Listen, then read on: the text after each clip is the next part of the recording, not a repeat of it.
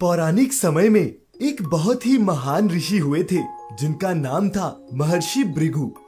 महर्षि भृगु की महानता का अंदाजा इस बात से लगाया जा सकता है कि उनके द्वारा रचित भृगु संहिता आज भी हमारे लिए अनुकरणीय है।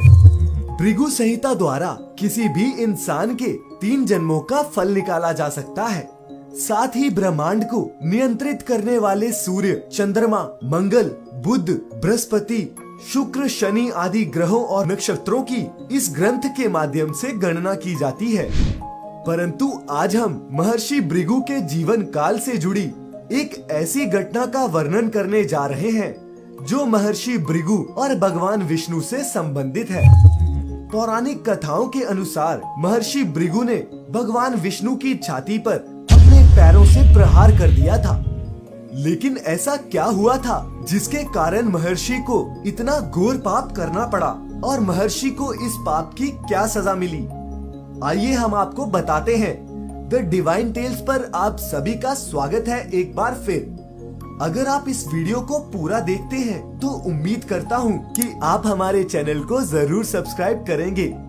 तो आइए सुनते हैं आखिर महर्षि भृगु ने भगवान विष्णु की छाती पर लात क्यों मारी। पद्म पुराण के संहार खंड में वर्णित कथा के अनुसार मंदारचल पर्वत पर हो रहे यज्ञ में ऋषि मुनियों में इस बात पर विवाद छिड़ गया कि त्रिदेवों यानी भगवान ब्रह्मा, भगवान विष्णु और भगवान महेश में से सबसे श्रेष्ठ देव कौन है। इस विवाद के अंत में ये निष्कर्ष निकला कि जो देव सतोगुनी होंगे वही श्रेष्ठ कहलाएंगे। इस काम के लिए भृगु ऋषि को नियुक्त किया गया। त्रिदेवों की परीक्षा लेने के क्रम में भृगु ऋषि सबसे पहले ब्रह्मलोक पहुँचे। वहां जाकर वो बिना कारण ही ब्रह्मा जी पर क्रोधित हो गए कि आप सभी ने मेरा अनादर किया है। ये देख ब्रह्मा जी को भी क्रोध आ गया और उन्होंने कहा, तुम अपने पिता से ही आदर की आशा रखते हो? भृगु, तुम कितने भी बड़े विद्वान क्यों ना हो जाओ, तुम्हें अपनों से बड़ों का आदर करना नहीं भूलना चाहिए। इस पर भृगु ऋषि ने कहा, क्षमा कीजिए भगवान, लेकिन आप क्रोधित हो गए। मैं तो बस ये देख रहा था कि आपको क्रोध आता है या नहीं। इसके बाद भृगु ऋषि महादेव की परीक्षा लेने के लिए कैलाश पर्वत की ओर चल दिए। कैलाश पहुंचकर उन्हें पता चला कि भगवान शिव अपने ध्यान में लीन है। उन्होंने नंदी से कहा, जाओ जाकर भगवान शिव को मेरे आने की सूचना दो। नंदी ने कहा, महर्षि मैं ऐसा नहीं कर सकता, भगवान शिव क्रोधित हो जाएंगे। इस पर भृगु ऋषि स्वयं उसी स्थल पर चले गए यहाँ भगवान शिव ध्यान कर रहे थे।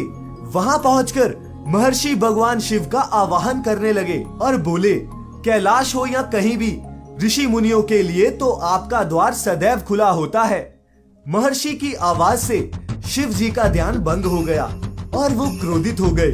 भगवान शिव ने कहा, भृगु तुम्हारी मौत तुम्हें यहाँ तक ले आई है, आज तुम्हारी मौत निश्चित है। मैं अभी तुम्हें भस्म कर देता हूँ। तभी माता पार्वती वहाँ आ गई और भगवान शिव से भृगु के प्राणों की रक्षा के लिए निवेदन किया। ये भी बताया कि इसमें भृगु ऋषि की कोई गलती नहीं, वो तो बस पृथ्वी के सभी ऋषि मुनियों का मार्गदर्शन करना चाहते हैं। ये सब जानकर भगवान शिव का क्रोध शांत हो गया और उन्होंने भृगु ऋषि को बताया कि क्रोध तो मेरा स्थायी भाव है। इसके बाद भृगु ऋषि बैकुंठ पहुँचे। वहाँ पहुंचकर उन्होंने देखा भगवान विष्णु निद्रा की अवस्था में थे।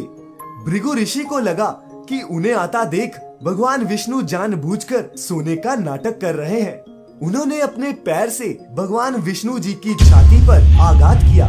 भगवान विष्णु की निद्रा भंग हो गई। उठते ही उन्होंने महर्षि के पैर पकड़ लिए। महर्षि भृगु लज्जित भी हुए और प्रसन्न भी। इसके बाद उन्होंने श्रीहरि विष्णु को त्रिदेवों में श्रेष्ठ सतोगुनी घोषित कर दिया। दोस्तों, भृगु ऋषि के जीवन की ये प्रेरणादायी कहानी अगर आपको पसंद आई है तो हमारी इस वीडियो को लाइक और शेयर जरूर करें। ऐसी ही पौराणिक कहानियाँ सुनने के लिए हमारा ये चैनल द डिवाइन टेल्स जरूर सब्सक्राइब करें। आपका बहुत बहुत शुक्रिया।